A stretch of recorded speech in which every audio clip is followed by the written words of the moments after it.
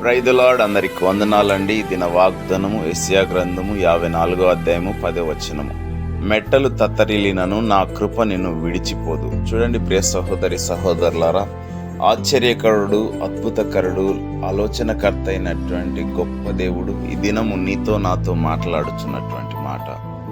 మెట్టలు తత్తరిల్లినను, విపత్తులు చెలరేగినను, నిన్ను దూషించేదానికి, నిన్ను అవమానించేదానికి, నిన్ను శోధనలకు గురి చేసేదానికి, నీ విశ్వాసమును, నీ ప్రార్థనలు త్రొట్టిల్ల చేసేదానికి ఎన్ని రకాలైనటువంటి శోధనలు వచ్చినప్పటికీ ఆయన కృప నిన్ను విడిచిపోనీయకోకుండా ఆయన నిన్ను నిత్యము కాపాడుతా, నీకున్నటువంటి శ్రమలు, నీకున్నటువంటి బాధలు, నీకున్నటువంటి వేదన, నీకున్నటువంటి దుఃఖములో నుంచి విడిపించి ఆయనకు సాక్షిగా నిలబెట్టుకుంటాడు. సో కాబట్టి మనమందరము ఆయన పాద సన్నిధానంలో సాక్షులుగా మార్చబడతాం. Thank you God Jesus. అందరికీ వందనాలు.